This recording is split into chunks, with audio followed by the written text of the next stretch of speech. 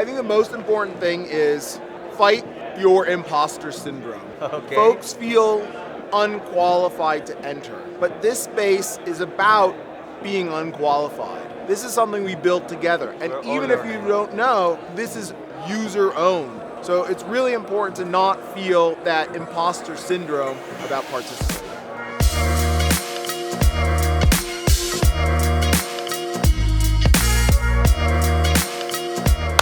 All right, welcome to BreakinGud, Dennison. Thank you. Could you tell us a little bit about you, where you come from, what you're currently doing? Yeah, so I'm an American, New Yorker, from New York. I am currently the CEO and co-founder of Tally. It's a DAO governance platform. We're really focused on making communities work, and we're building out tools to make the barrier to entry to being like an active contributor, an active participant, and a successful contributor and successful participant easier. What are those type of DAOs that you guys are currently working with?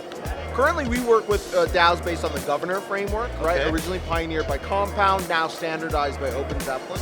But now we support more NFT DAOs, so that's like Dope Wars, Nouns DAO, Bleeps DAO, where one NFT has one vote.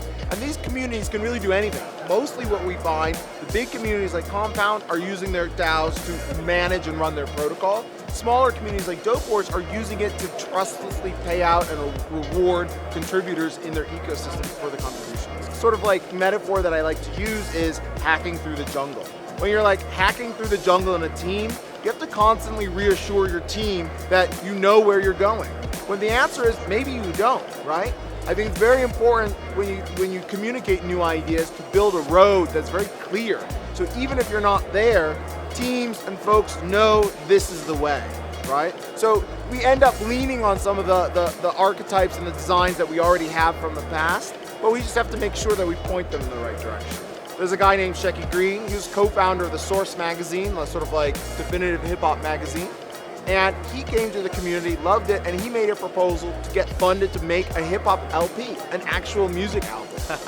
Now, the community thought, okay, this is a good idea. They negotiated, so in the end, we're getting a hip-hop album, a music video, chiptunes, and audio for the video game, right?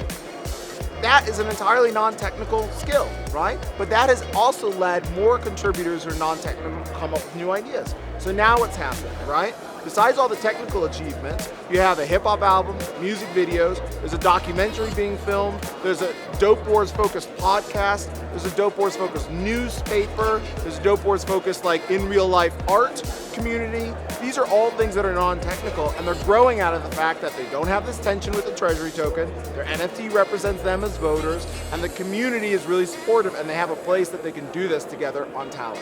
What type of world do you want to leave to your children? I think I want to leave a world that's in progress. I believe very much it's the journey, not the destination. I would like to leave to my daughter the tools to continue the sort of struggle of making things better. I think we eternally live in the process of making a world that we want to live in. I believe very much that if you are not actively building the world you want to live in, someone else is actively building the world that they want to live in, and you'll just be stuck in it. So I want to leave her the tools and abilities herself to pioneer a future world that she wants to live in. And, you know, hopefully that continues for another million years. Amazing, bro. Well, thank you so much for being here with us today. My pleasure, man. Thank you for let's having me. build a better world.